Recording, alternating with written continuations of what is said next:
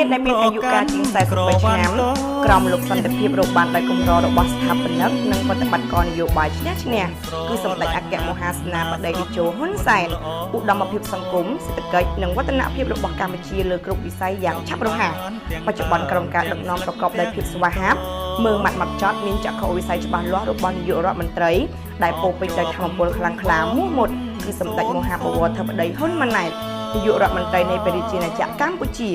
ដាក់ចេញនៅកំណែទម្រង់ស៊ីជម្រៅនៃគោលនយោបាយអប់រំជាតិរបស់ឧបនាយករដ្ឋមន្ត្រីក្រសួងអប់រំយុវជននិងកីឡាធ្វើយ៉ាងណាកសាងកុមារនិងយុវជនបន្តវេនសម្រាប់សង្គមជាតិពីពេលបច្ចុប្បន្ននិងបន្តទៅថ្ងៃអនាគតនោះគឺសាលាបឋមសិក្សាក្រវ៉ាន់មានទីតាំងស្ថិតនៅភូមិក្រវ៉ាន់សង្កាត់នគរធំក្រុងសៀមរាបខេត្តសៀមរាបកន្លងទៅសំងំខ្លួនពួនអាត្មាសម្បត្តិសម្អាងកាយានៅក្នុងឧទ្យានបុរាណដ្ឋានទេសចរប្រវត្តិសាស្ត្រដ៏ល្បីល្បាញទូទាំងសកលលោកជាអង្គភាពទុច្ចរិតប្រឹងលូតលាស់ដែលបានឆ្លងកាត់ការដឹកនាំគ្រប់គ្រងរបស់នាយកសាលា7ជំនាន់ជាឋានៈបណ្ដុះបណ្ដាលដែលធ្លាប់បានកសាងធនធានមនុស្សប្រកបដោយមូលធនច្រើនអនេកនិងទទួលបានជោគជ័យលើវិថីអប់រំជាបន្តបន្ទាប់កន្លងមកសាលារៀនយើងបានផ្ដល់សេវាអប់រំជូនអ្នកសិក្សានិងអ្នកពាក់ព័ន្ធបានយ៉ាងល្អត្រចះត្រចង់ដោយផ្អែកលើកម្មវិធីសិក្សាគោលទាំង4របស់ក្រសួងអប់រំមានសំណង់អគារសិក្សាប្រកបដោយសុវត្ថិភាពខ្យល់អាកាសល្អបរិសុទ្ធបរិស្ថានស្អាតបៃតងស្រស់បំព្រងមានប្រព័ន្ធក្នុងការផ្ដល់សេវាអប់រំដល់អ្នកសិក្សានិងអ្នកពាក់ព័ន្ធច្បាស់លាស់ងាយស្រួលមិនតែប៉ុណ្ណោះប្រឹងប្រែងបណ្ដុះនៅបំណិនចាំបាច់ជូនសិស្សានុសិស្សកម្រិតសាលារៀនមានដូចជាកម្មវិធីអប់រំកាយនិងកីឡាកសិកម្មរោងជាសិប្បកម្មដេប៉ាក់ជាពិសេសថ្នាក់ភាសាអង់គ្លេសនិងកុំព្យូទ័រព្រមទាំងលើកទឹកចិត្តកុមារតាមរយៈទស្សនកិច្ចសិក្សាផ្សារភ្ជាប់ការចូលរួមសកម្មភាពសង្គមនានាផងដែរការខិតខំប្រឹងប្រែងតស៊ូព្យាយាមឥតឈប់ឈរទាំងតួអង្គខាងក្នុងនិងខាងក្រៅសម្ដៅសម្រាប់ចក្ខុវិស័យរួមឲ្យបានជាសាលារៀនមួយដែលមានការទទួលស្គាល់ទាំងផ្នែកគុណភាពសិក្សា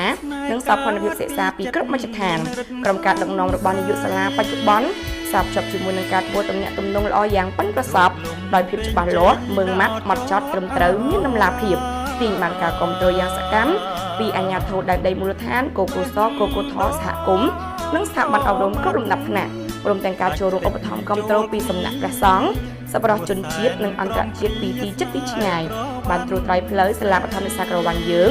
សម្រាប់បាននូវសមិទ្ធផលថ្មីល្អបន្តផ្ដល់នូវសង្ឃឹមជាច្រើនសម្រាប់ជាឧត្តមប្រយោជន៍ដល់ថ្លៃថ្លាដល់កុមារនិងក្រុមគ្រួសាររបស់ពួកគេនៅក្នុងសហគមន៍ទាំងមូលយើងខ្ញុំជាសមាជិកនៃគ្រួសារសាលារៀនមួយនេះមានមោទនភាពប្រកបដោយស្នាមញញឹម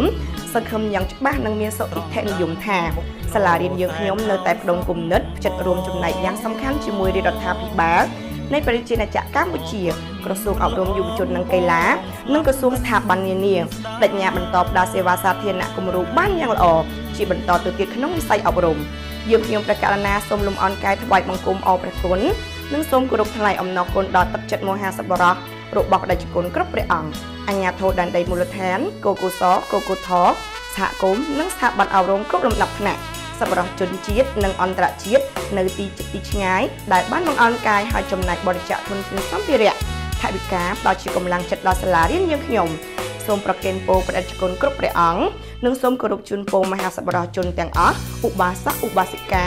លោកយាយលោកតាដោយសេចក្តីជ្រះថ្លាសូមទទួលបានសេចក្តីសុខសេចក្តីចម្រើនព្រមទាំងពុទ្ធពរ4ប្រការគឺអាយុវណ្ណៈសុខៈពលៈកុំបីឃ្លៀងឃ្លាតឡើយ